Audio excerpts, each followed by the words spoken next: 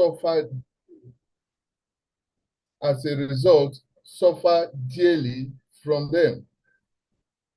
Most times you see women, ladies or men, when they bend down, you find this black spot at the back of their buttocks, just at the lower lumbar region, around the sacral point of the buttocks. You find these protruding, ugly-looking spots. A lot of people don't know what they are. So today's class is really going to afford us the opportunity of knowing what they are, their differences, and the areas they appear around the genitalia. So I'm welcoming all of you on board as we zoom into genital herpes as well as genital warts. Genital herpes as well as genital warts. What are genital herpes and genital warts? First and foremost, one thing we must take away from today's class is that these two viral diseases are sexually transmitted. They are categorized as STIs, sexually transmitted infections. One thing we must take away again is that these diseases does not require you to go and sleep with someone else outside. Even between husband and wives, they can transmit this infection between themselves. Those that are legally married with themselves, they can get this infection, not necessarily going out to get it. Now, what we must understand is that genital herpes is caused by the herpes simplex virus, the one we refer to as HSV. HSV, herpes simplex virus. While the genital wart is caused by human papilloma virus. Human papilloma virus, HPV. Now, how do we differentiate between these two? Because to a layman, physically, they look alike. They appear in almost the same area around the sexual region, pubic points. So how do we differentiate between these two? It is very easy. For the herpes, when they appear like fluid-filled blisters. They appear as fluid-filled blisters. Now, what that means in essence is that when they open up, hello, can you all hear me? Hello? Yes. Thank you very much. Now, what that means in essence is that when the herpes open up, they leave blisters. The blisters open up and leave what looks like wounds, open sores. Now, that's what makes them different from the warts. As for the warts, they look firmer, they look raised, and they look very rough. Let me take you back to the diagram again. Now, if you look at the first two diagrams, we are more or less looking at herpes. Herpes, they are raised with fluids in them. So once they break open, they leave this open sore. While for warts, they look very rough. The last diagram to your right, those are warts. They look very rough, ugly looking, very irritating. When somebody bends and you get the opportunity of seeing the lower back of that person, it looks very, very irritating. Now, let's look at their similarities. Just like I said earlier, They are sexually transmitted. Both viral pathogens are sexually transmitted. They can equally be transmitted via skin-to-skin contact. Skin-to-skin contact. That means if somebody's body or hands is contaminated with a viral pathogen, it is possible for the person to transmit it to another person that does not have the infection. Somebody sharing towels, you can equally transmit the infection. Now, one pathetic thing about these two viral pathogens is that there is no cure for them. There is no cure for them. You can only manage the symptoms. As medical personnel, we manage the symptoms. These two viruses are very, very stubborn. We've not been able to get cures for them. Rather, you'll find medical personnel managing their symptoms. Let's go further and look at where can you get genital warts. Let's start with the warts. Where can you get genital warts? One thing is that it can infect your groin area, your anus, your rectum, your penis, your scrotum. It can affect the vagina, the cervix, and it can equally cover. In fact, we've seen cases where it covers the labia minora and the labia majora, that is the vaginal lips. For women that come into the laboratory for high vaginal swab, we have seen several cases where as soon as they open up their pubic region or their private part, you find the entire vaginal lips covered with genital warts. It is really very ugly looking, very, very ugly looking. In some patients, we have seen genital warts attack their lips, their mouth, tongues, and sometimes throat. To tell you it is a viral pathogen that should not be toyed with. For herpes, it equally does the same thing. That is why this class is really, really needful for us to understand the differences, because the two appear almost in the same area. For herpes, genital herpes, you find out that they are equally found around the vulva, the vagina, the cervix, the same way you find the warts. So one basic thing we want you listeners to take away from today's class is that when you see a herpes, please check very well. You will always see it with fluid inside, while warts are dry. And in most cases, herpes break open, leaving an open sore. It leaves an open sore. So that's how you get to know the difference between the two, because they all are found within the same areas. Now, let's look at this diagram again for you to understand properly our today's class on herpes and warts. Now, let's look at the diagram in front of you. For a lady with a dark skin, look at the diagram to your left. You are going to see how herpes appear. You can see the fluid-filled boil-like structures. Boil-like structures. For somebody who is light-skinned, you can see how the blisters appear on light skin. This is how the herpes look like, and they affect the pubic region.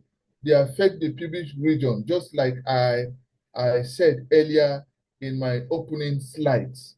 Now, let's look at for warts. You can see how warts are, genital warts. I said it earlier that genital warts are dry, ugly looking, very irritating. In fact, for those who have it, they might not know how irritating it is until probably they're able to see it on a zoomed lens. On a zoomed lens. Take, for instance, somebody brings a hand lens and you now zoom into these warts. They are terribly looking. And just like I said, there's no known cure for them. They just come and they go. They come and they go. Let's look at the global incidence of these two viral pathogens. In the United States, for instance, 79 million Americans have the HPV. They have what? The HPV. the genital warts, they have the HPV, and the ones that are, there are different strains of this HPV, but medically we have identified HPV-6 and HPV-11 as the two strains that are basically responsible for genital warts. So you can see this. For the herpes, over 491 million people aged 15 to 49 globally are affected with genital herpes, that is the HSV. The HSV. And HSV2 is found to be common because most of these viral pathogens, they have different strains. Now, let's look at Nigeria. The Nigerian incidence is equally high. Why? Because it is over 30%, and once research clearly shows that this kind of data for both herpes, HSV, and what? HPV, having over 30% in most of the studies that were carried out, it showed clearly that Nigerians are living with these viral pathogens. Now, it is sad. It is sad that in a country as large as this with various health interventions, people seldom hear about diseases like this. Yet people are going through this torture. Some of you listening to me right now, I am sure you know what I am talking about. It's either you are experiencing it now or you have once experienced it, or it keeps on coming and going. So this is an ample opportunity for you to understand what you are going through. Now, we have equally, part of the research have shown clearly that majority of those who are affected by this condition are mostly unemployed. They are mostly unemployed because if you look at the teeming populations that are unemployed in Nigeria, a lot of them live below the threshold for survival. And as a result, they are exposed to all manner of unhealthy environmental conditions that expose or predispose them the more. So looking at the pie chart here, it's very, very easy for you to see how wide our population that are unemployed, who are going through poverty, who are going through diseases, who are going through hell here on earth. You can see the statistics, how bad it is. Now, let's look at some of the symptoms and causes, though by now some of you already know a little. For the HPV, that is the genital warts, I have said you get it through skin-to-skin contact, especially during sex, during kissing, and all of that, because it affects the mouth as well. It affects the mouth as well. So these close contact activities usually allows for genital warts as well as genital herpes to get spread. Now, sex is one known means of portals of entry. Don't forget, if you are using the brush of somebody who has it, sorry, your name is sorry, you are going to pick it. If you use the towel, you are going to pick it. So somebody having this condition and you share any of his or her materials that touches his or her skin, definitely you will get it. Even lying on the same bed or with the same bed sheet and the person is putting on boxers or pants that allows those points to touch on the bed sheet, is enough for you to pick the viral pathogen. So this virus is something that we really need to be very wary of. One thing with genital warts, the one I said it is really not good looking, is that it gives you this discomfort. Why? Because it is irritating and you will be compelled to want to itch. You put your hand there and constantly scratch. Why? Because it is very, very itchy. It is very, very itchy. And that's the reason why for herpes, not warts this time, those who scratch theirs normally leave an open sore. They leave an open sore. As we move further, I know by now your minds will be wondering, how do we handle such a condition? how do we handle such a condition? But before we go into that, which my brother from Chilaka will be taking us through, let us look at some of the experiences, health conditions you go through, most times with these conditions. One, you have fevers, you feel tired always, fatigue, bodily pains, you have general itching, either burning or irritation around your body. Then you have these painful genital blisters or sores that keep on breaking open either in front of your penis or private parts. Then in some cases, with some patients, they have dysuria, that is painful urination. Because your immune system has been altered, you now find yourself having some swollen lymph nodes here and there. Then for women, you find them having unusual vaginal discharges. And if medical attention is not sought, it can lead to a very terrible odor when the lady takes out her underpants. It leads to very, very terrible odor. In fact, most of these odors are not something you can withstand. Even for those who come into the lab for high vaginal swab, some of these odors leave the lab scientists irritated, because you begin to wonder how people can live with this kind of vaginal discharges. So please, we are beginning to see how these two conditions can affect humans. And all of you listening to me, please be very, very cautious. Please, if you are listening right now and you know you have this condition, please feel free, stay on with us, because I'll be calling on Chilaka to take us through the diagnosis and the tests that can be done for you, the examinations that can be carried out in order to identify for genital warts as well as genital herpes. Chilaka, please, are you there to take us through diagnosis, test, and possibly treatment? Hello, Fan. Coach Sampson, have you been able to see Fan Chilaka anywhere? Hello, Coach. Can somebody hear me? Yes, can hear you clear. We can hear you, sir. Coach Sampson, is Fan Chilaka around?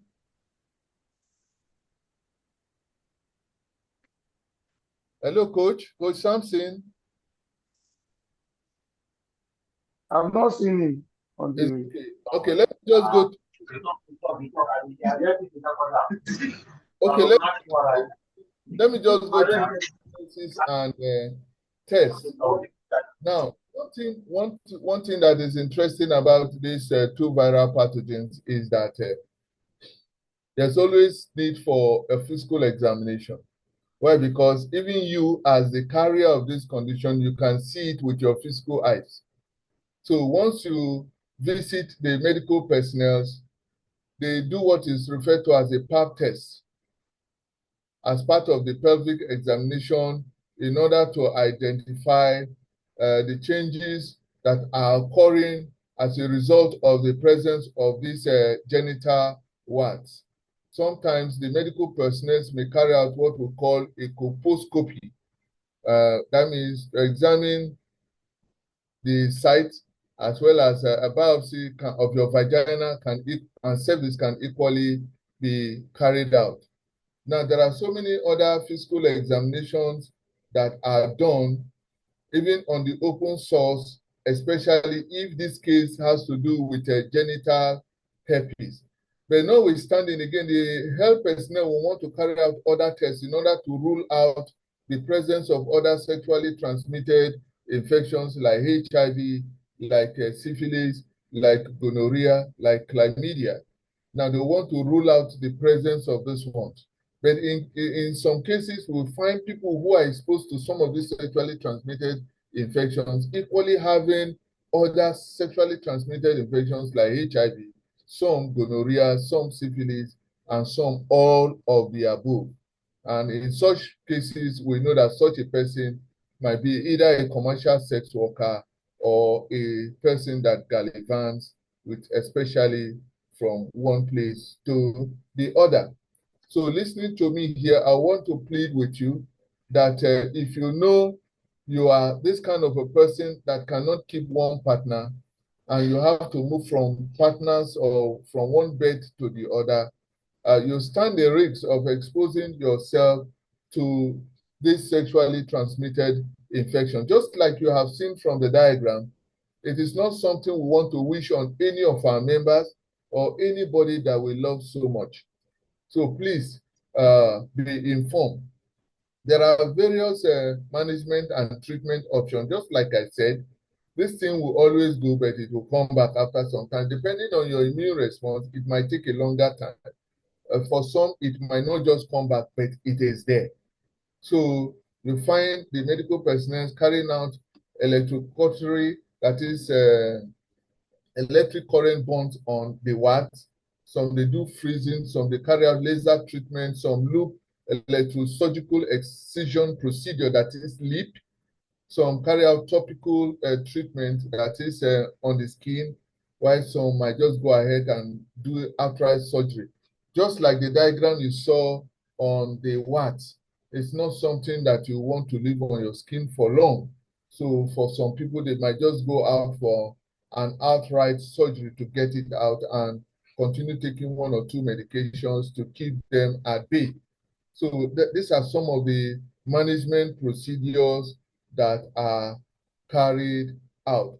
Now, one thing I want to advise our people outside the various drugs that are given and antiviral medications that are given for genital herpes and genital warts, I want to strongly advise that abstinence and maintenance of just one sexual partner will really be helpful to all of you listening to me this hour.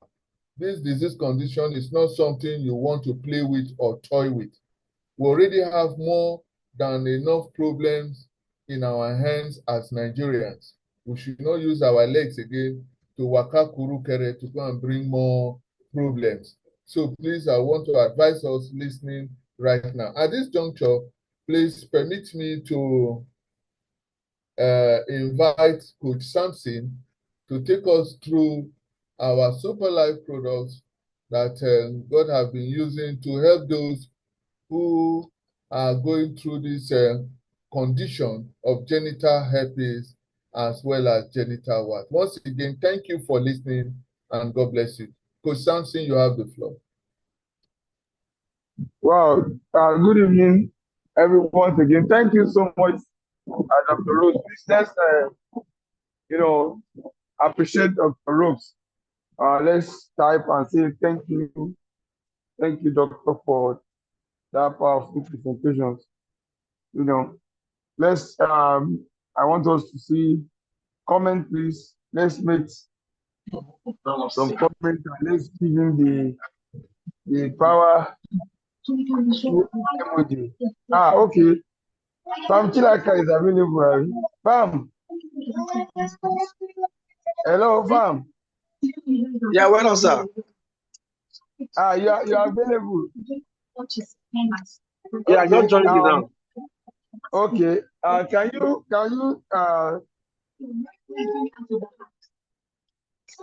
They are not heavy.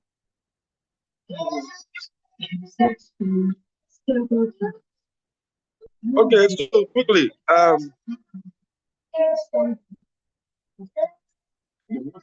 believe that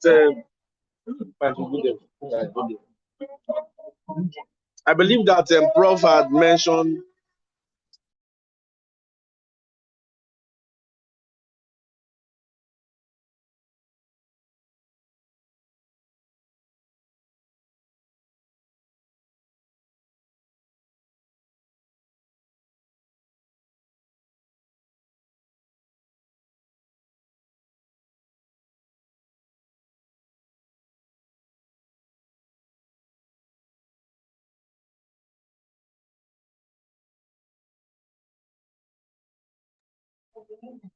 and you can visit you unmute yourself? Yes. I'm unmuted. Can you hear me? Go ahead. Farmer, Go ahead. We can hear. I can hear you. Can you hear me? Yes, I can. Go ahead. Go ahead. Okay. So like I said, when a person is infected and you walk into a consulting room or you go to the hospital for diagnosis, one of the things the doctor will do is a physical examination. The physical examination would include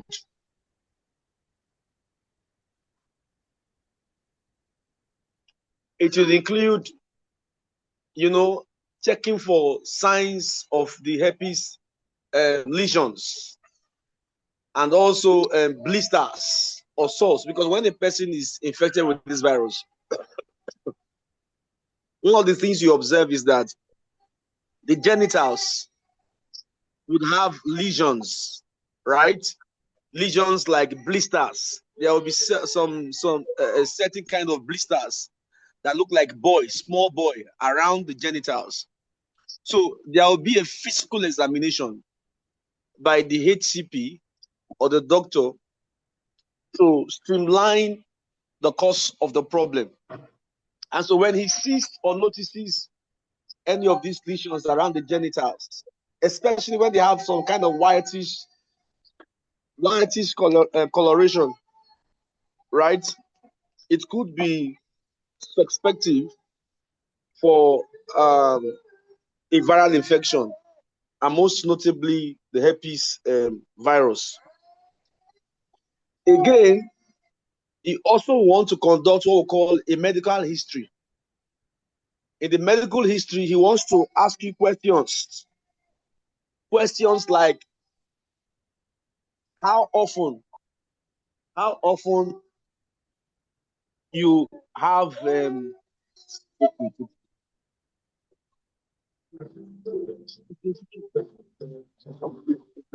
so you want to ask you questions about how often you have unprotected sex, right? And then questions around your partner. Are you married or you're single? Do you keep multiple relationships or multiple sexual relationships? Do you understand what I'm saying? So these are certain questions you want to ask. Your history, your medical history. Have you treated any form of STI before, sexually transmitted infection before? Right? Or do you have any case of such around your family? Do you have any member of your family that has gone through that process or that is battling with any kind of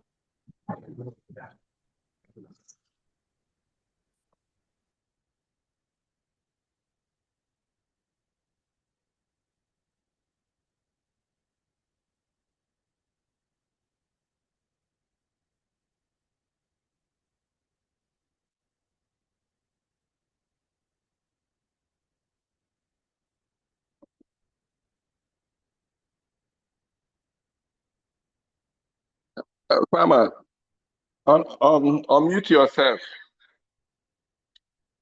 You are muted. Why am I being muted now? Because I have unmuted several times.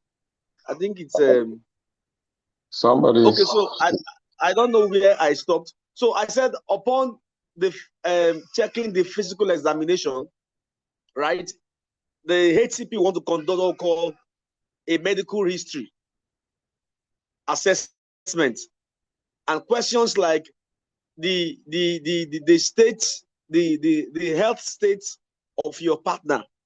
Do you keep multiple sexual relationships? All right. Have you also tested or done any test on any kind of STI? Have you had any STI in the past? In fact, part of the routine test they will do is HIV, because the HIV virus, right, and and herpes, they go hand in hand. Over 85% of patients that battle with HIV have been found to also suffer from herpes simplex or herpes virus infection, right? So he wants to ask questions around that. Do you have any partner? Is your partner HIV infected? Do you keep multiple sexual relationships? Again, do you also practice oral sex? I don't know if Prof mentioned that. Oral sex. Because one of the means of transmission is via the mouth. When you practice oral sex, right? Using the tongue or part of your mouth, right? To come in contact with infected genitals. That is why we need to disabuse our mind. We need to desist from such, in quote, unholy practices. Because beyond the fact that it is not so clean or holy, it also predisposes the person to this kind of problems. So because the person may look very clean, please note this. The person infected may look very, very clean and completely asymptomatic. Sorry. Completely asymptomatic. And so once there is any form of skin-to-skin contact, you can catch the virus. So that is why the doctor will take his time to ask you questions around your medical history. Right? This is very key. And then if also questions like if you also practice anal sex. Anal sex. We are living in a world now where people have become so perverse. The anus that was designed for ejection, right? Ejection to remove unwanted, materials, food particles that had been ingested after successful digestion, right? That was what the anus is designed for. And then you decide that that is where you want to enjoy your sexual appeals. Doing that, because the anus is highly infected. I mean, the anus is highly predisposed to infections because your feces, your fecal matters are passing through there. And the feces is a habitat of so many bacteria, including viruses. So it is not a right channel for one deriving or exercising any kind of sexual satisfaction or sexual intercourse. And so people who practice anal sex are much more predisposed to this virus or this infection. I hope that is very clear. So that is very clear. So questions around this will be asked. And then, in addition to this, the HCP would also carry out what we call viral culture. It takes a sample, right, collected from the blisters or the sores, right, and then he takes it to the laboratory and analyzes it for the presence of this virus. It is cultured, right? And upon culturing and growth, you could, if the virus is present, there are certain biochemical methods or analysis that are used to identify and detect the presence of the virus. Again, we also carry out what we call PCR, polymerase chain reaction. The PCR, what it does is to detect the genetic material, because every virus has a particular genetic material that indicates it, right? And you know that Viruses are like plasmids. They are like nucleic acid. The virus is very small. It's just like your nucleic acid. That is why it is very easy for viruses to replicate the human host DNAs, the human host cells, because the virus can look like your own nucleic acid and invade your cells and look like them. That is why it is very, very difficult to treat viral infections. In fact, a lot of viral infections have no cure, including this herpes virus. You can't cure it. The best way the only thing the HCP will do, right, is to manage it by doing what? By suppressing the viral load. You cannot cure it. No matter what you do, the virus will be there. A person who has HIV, for example, you can only use antiretrovirals. The ARVs will only suppress the viral load such that they do not cause you harm, or rather they do not give you certain symptomatic reactions, right, that could become harmful to you or cause you pain. But the virus will still be there, but within a limited reach or limited range. So that is the only thing the antivirus will do. They cannot cure the person of this virus. And that is why we keep advocating that the best way to get these problems dealt with is to prevent them. Preventive medicine has always been the only way to treat any kind of infection. The best way to treat an infection is to prevent it. Prevent anything or activities that could predispose you to these viruses. Right? So the PCR is important. And then there's a blood test that can be done. What the blood test will do, your blood sample is collected, just like HIV. When the blood samples are collected, what the radiologists or the lab scientists will be testing is for the presence of antibodies. Antibodies, we call them the HSV1 and HSV2 antibodies.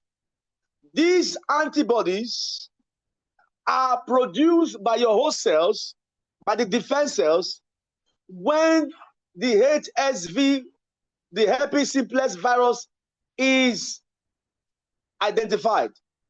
By the time they invade your cells, they invade your system, the immune system is structured such a way that it has the ability and capacity to synthesize or produce antibodies specific to specific viruses. What I mean, for example, is the antibodies that will attack the antigens of the herpes simplex virus will not be the same antibody that your body will produce, synthesize for HIV virus. So you can see the machinery God has designed. It is a very, very powerful and very intelligent, systematic design that God has ensured that for every invading element or every invading foreign particles, including viruses, the body is designed in such a way that it can synthesize or produce specific antibodies. Antibodies attack specific antigens, and the antigens are the proteins that you find on the surfaces of viruses or any kind of microorganism, right? So the antibodies will always identify specific antigens. So the antibodies we have for herpes virus are the HSV1 and HSV2. And so when the blood test is carried out, you want to check for the presence of these antibodies, these proteins. There are certain markers that are used, which I don't need to talk about. Certain markers that are used in the lab to identify or to detect the presence of these antibodies. These antibodies are not produced by the viruses. I hope you know that. The antibodies are produced by the host cells, by the humans. So if you find the antibody in the blood, the antibody will only be there when there has been an antigen for that virus. So it means if I see this antibody there, it simply means there's a problem. For example, you don't find a policeman around your community, right? Or let me use your kitchen, for example. Let me use your kitchen. You don't find cockroaches or ants appearing anyhow. So if you find the ant, it means that there is a presence of what? Of sugar. So one way to identify that there is sugar or something sweet indiscriminately present on the surface of your kitchen or any part of your kitchen of your home is the presence of ant. So if there's an ant, it means that something sugary has been indiscriminately disposed. So if there's an antibody found in the blood from the test, it means that the virus is there, because the antibody would not have been produced if the virus was not there. I hope that is very clear, please. I think that's clear enough. That's clear enough. Very clear enough. Okay, so what are the treatment options? Let me run to the treatment options. Basically, to treat a herpes virus, you can only manage it. There are certain antivirals that are used to either suppress the virus, right, the viral load, or to stop the outbreak. But it cannot kill the virus completely. It cannot wipe out the entire viral community. So as such, the person will be at the mercies of antivirus. And I don't think it would be nice to live our lives like that. Now, how do we marry this with our super life? Before I leave the floor, how do you marry this? Over 99%, if not all, of the viral infections, the first place they will attack is the immune system. As a matter of fact, once the immune system is compromised or is down, the person becomes predisposed to a lot of viral infections. So one way to detect a compromised immune system, right, or an inefficient immune system, is the presence of viruses. Do you know that a lot of us, we usually contract virus day to day? During this cold season, we always have what we call a cold. The cold you are seeing is a viral infection. It catches what we call a viral influenza. These viral particles, when you inhale a contaminated air, right? They are aerobic, they are airborne. You inhale a contaminated air, you take this virus in. But naturally, your body has a way of fighting them. And so sometimes you see catarrh. That catarrh you are seeing, your body is trying to fight something. The catarrh is not a disease. The catarrh is an indication that there's a problem. But it is also an indication that your immune system is fighting something. So if you are not even having catarrh at all, there's a problem. Do you understand that? So feel right, feel cool when you have catarrh. It shows that your immune system are still functional. Because the essence of the catarrh is the body mobilizing certain competent proteins and water and fluid, right, to take out those problems that have invaded your respiratory system, your upper respiratory tract or the lower respiratory tract. I'll just give you an instance, right? So whenever you notice that there is a viral infection, it is a sign that the immune system is down. Now, where does the super life come in? So it means that when a person has been diagnosed to have this viral infection, the first call will be to place the person on an immune boosting molecule, immune boosting formulation, immune boosting ingredient, and that is where the STC comes in. So the STC are found to contain quite a number of antioxidants that we have mentioned quite a number of times here. So the antioxidants, basically, we attack the reactive oxygen species that have been mobilized by the presence of these viruses. And so when you take the STC30, it helps to boost your immune system so that to a great extent, your body is able to fight the viruses and reduce the viral load. But again, it is not going to cure it because the virus will always be there. So, like I said, you don't cure this virus. You don't cure this infection. You can only reduce it. So, the advantage is this, that whilst you are also taking the antivirals, like we have the acyclovir, the valaciclovir, and the salaticiclovers. All these antivirals. While you are taking them, you can also take them in concomitant with the STC30.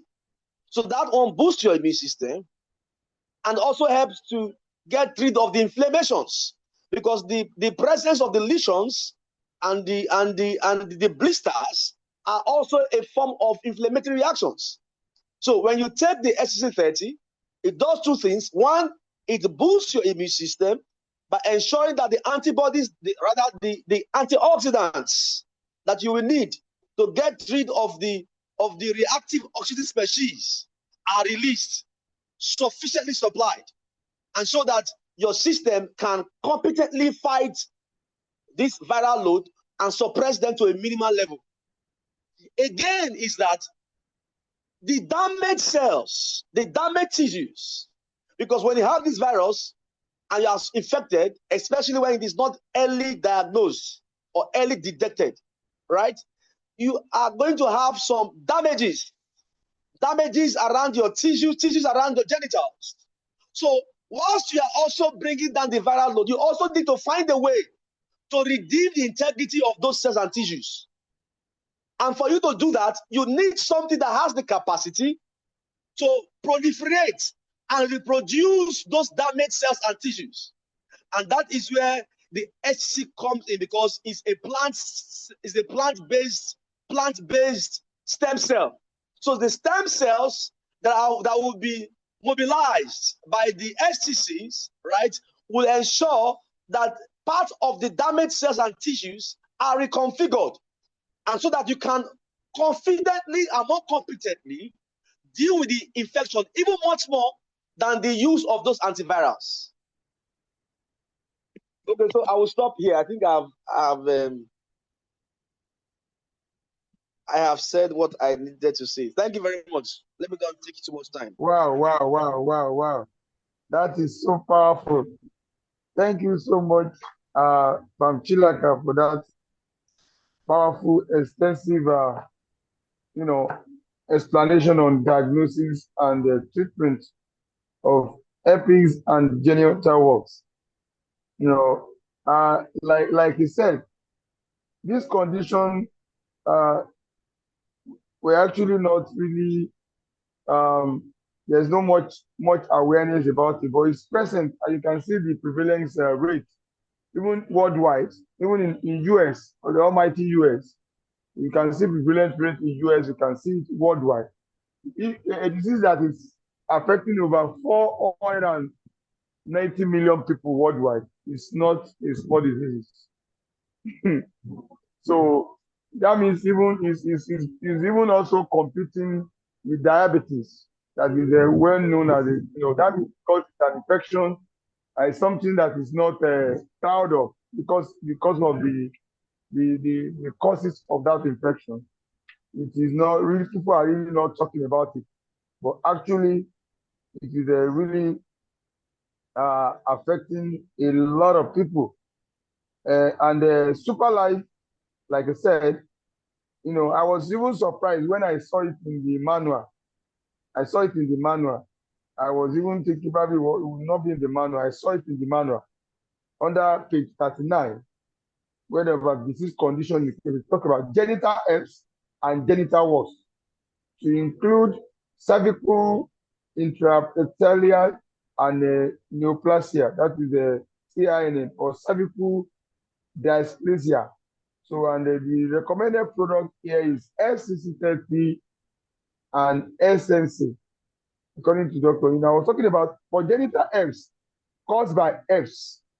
Episode simplex virus use both twice daily for 12 weeks for genital warts caused by human papillomavirus.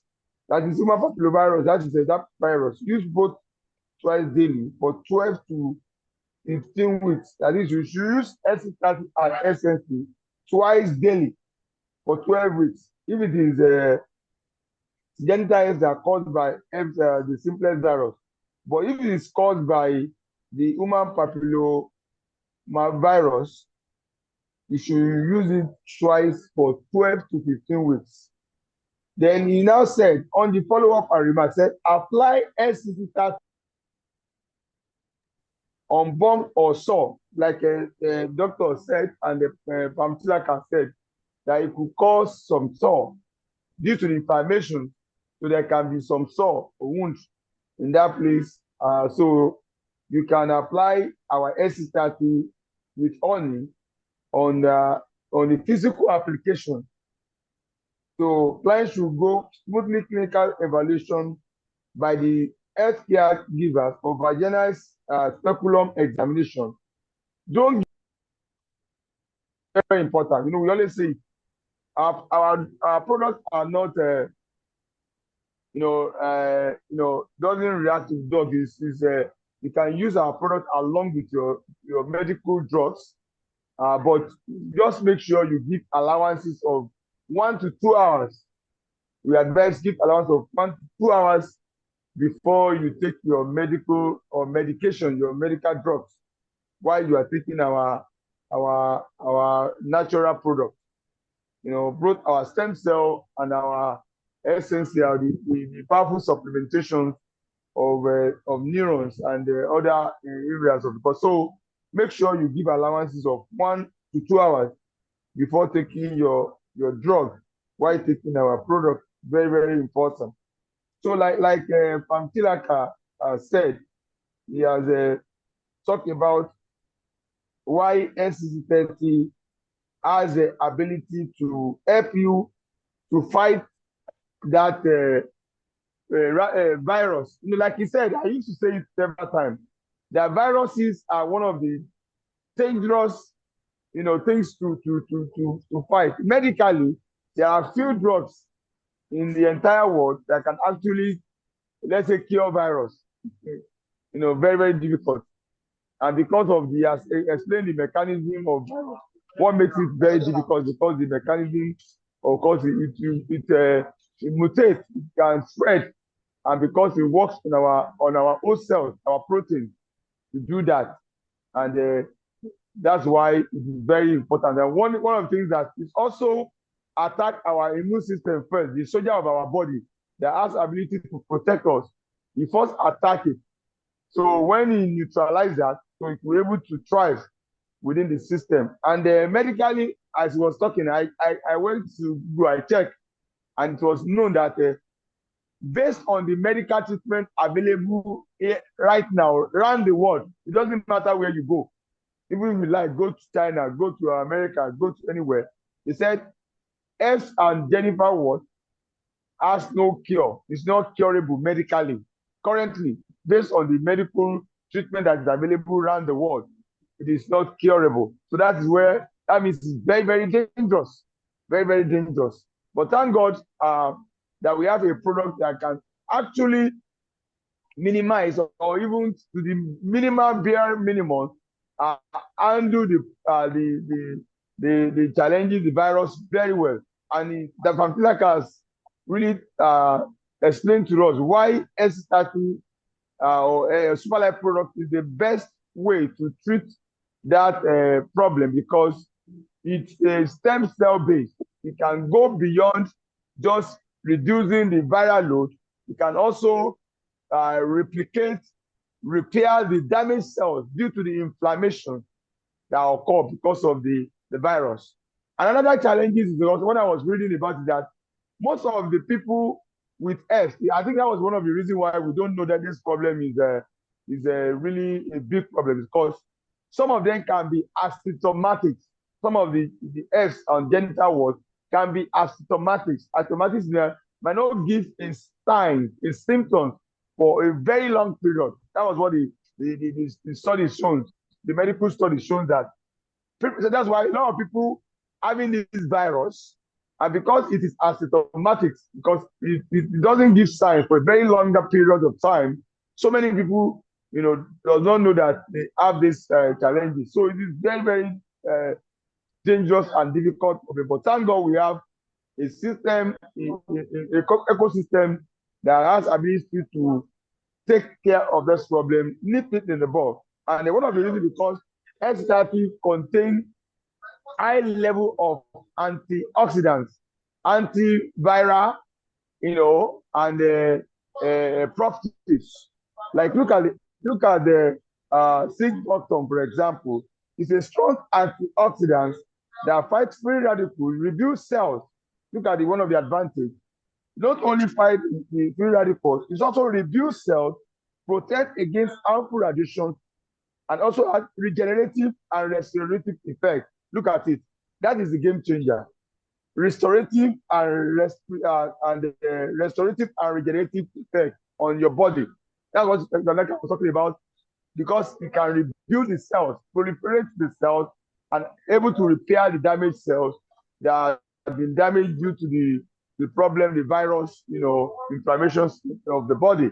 So it has a restorative and regenerative effect. That means somebody suffering these challenges, using our SCRP product, it can be restored.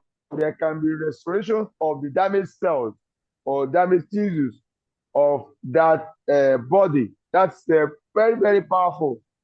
Let's look at another advantage. Look at the prickly pear cactus.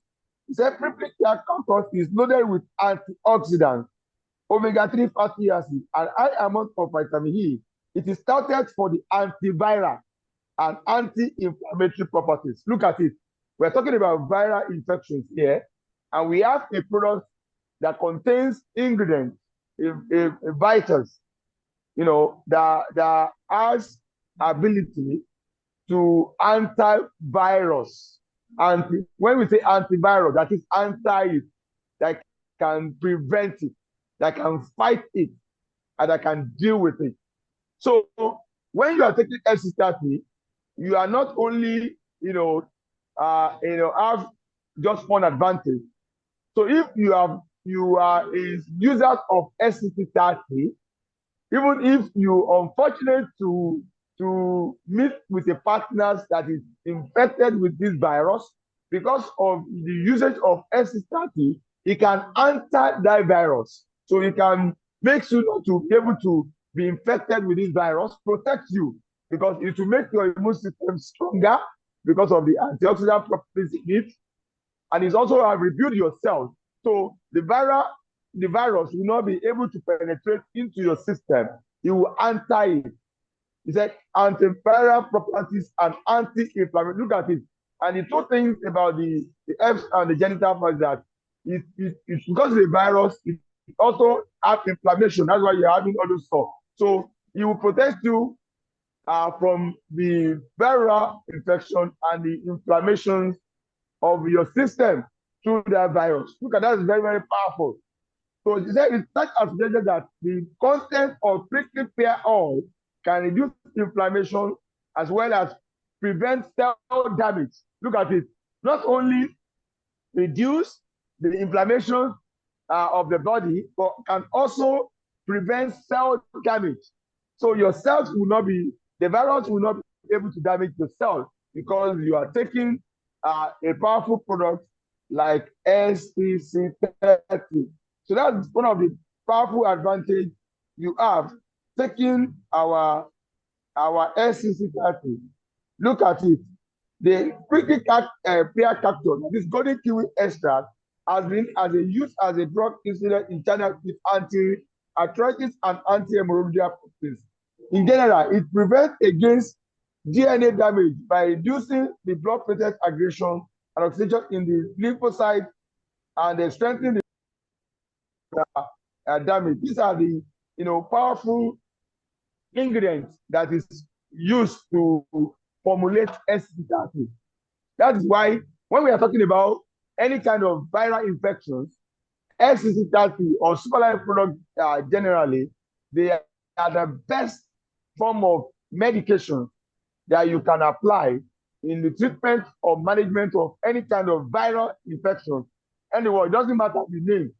Even the HIVs, like we have heard that herpes and or genital warts is also similar to HIV. That even the larger percentage of people that are suffering from HIV/AIDS, they have this infection, and you know that according medically, HIV/AIDS also has no cure. The only thing they give is antiretroviral drugs to limit or to reduce the viral load, so that the effect of this virus can be minimal in the patient. But thank God for Superlife, we have treated a lot of HIV patients with our products, that the viral load becomes zero, even become nothing. That it becomes as if the person is no longer even an HIV patient, because once the viral load becomes to zero or becomes nothing, then you live your life as if you have not been infected with HIV before, because your immune system, particularly the CD4 cancer, that the virus really affected, increases, because what it does is that it reduces to the minimum, so that the body will no longer defend you. But once you take our ST therapy and our Superlife product, it increases, your immune system. The CD4 cancer also increases to the maximum level, in where the virus has no chance to really work within your system. So that is very, very powerful.